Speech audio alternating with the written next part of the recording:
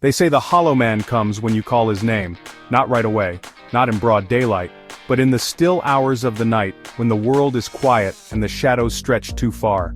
The first story I ever heard about him came from my grandmother. She told me that in her village, long ago, there was a man born without a soul. His face was pale, his eyes black as ink, and his voice, when he spoke, made the air feel too heavy to breathe.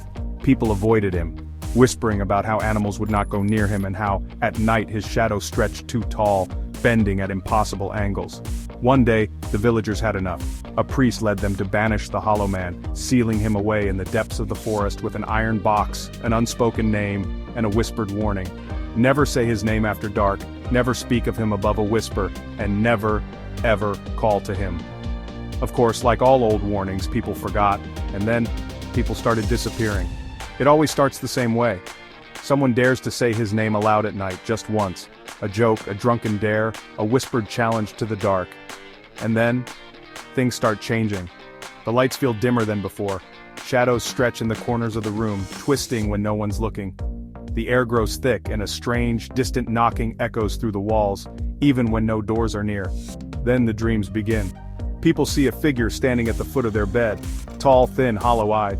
His mouth never moves, but they hear a voice, low and rasping, whispering their name. Each night he gets closer.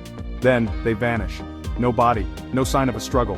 Just an empty bed and the smell of cold, damp earth lingering in the air. There was a boy in my town, Ryan, who laughed at the legend. He stood in the middle of the woods one night and shouted, "Hollow Man, come find me!" The wind stopped, the trees held their breath. 3 nights later he disappeared. The only thing left in his room was a single message, scratched into the wall. Not written, not carved, scratched. I let him in. No one has seen Ryan since. And now, as I sit here writing this, I hear a faint knock on my window. I live on the 3rd floor, and the lights just flickered. If you're reading this after dark, do me a favor. Don't say his name, because if you do, and the shadows start moving, it's already too late. Please like and subscribe.